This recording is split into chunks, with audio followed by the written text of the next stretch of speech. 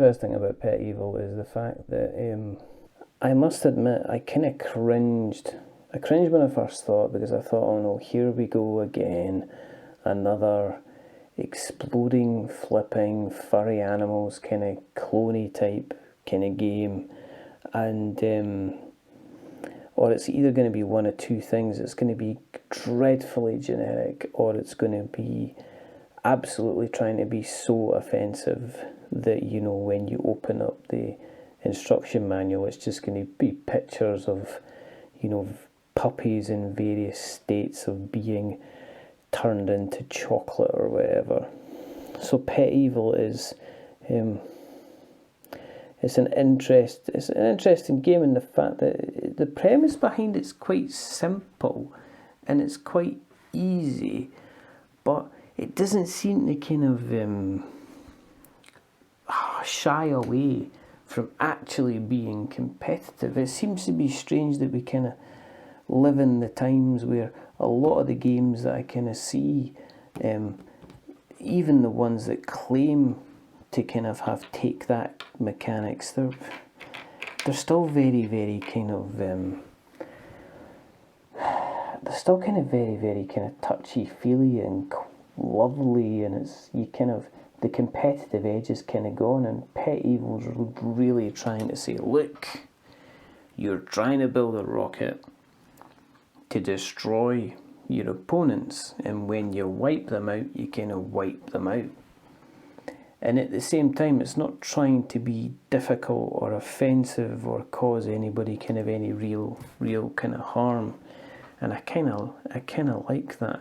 It's kind of there's enough strategy here in terms of the actual rockets themselves, and the fact that you can, if you end up combining the kind of the right colour rockets as you're playing, you can end up really putting together a kind of something that's going to wipe out lots of life points off of somebody else.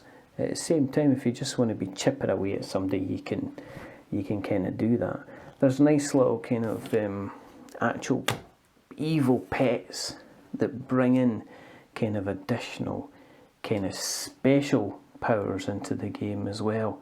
And you've got the blight of kind of like radiation poisoning here.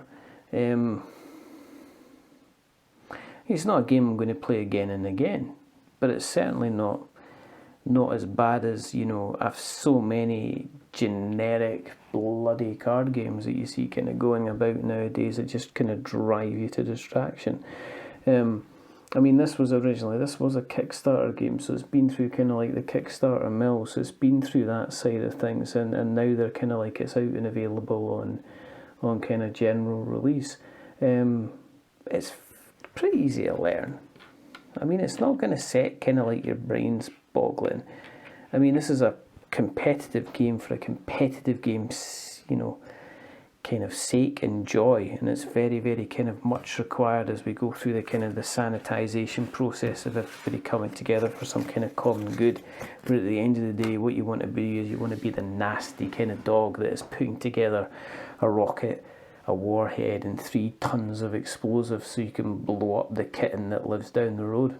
And in that case, it's just fun. This is a kind of game that's going to sit in the background while, you know, you have like a kind of the occasional get together outside with family and friends, because it's small enough and compact enough that it's not going to be taking hours to kind of set up and put down again. I mean, the board's practically tiny. I mean, it flips open. The entire box is microscopic.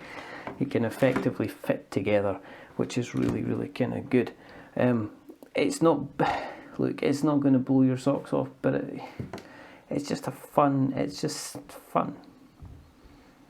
It's not going to hurt you in any way, shape or form, except unless you're the dog that's at the, you know, receiving end of these explosives. So that's Pet Evil. This is 6 Degrees of Expectations. We're not wizards.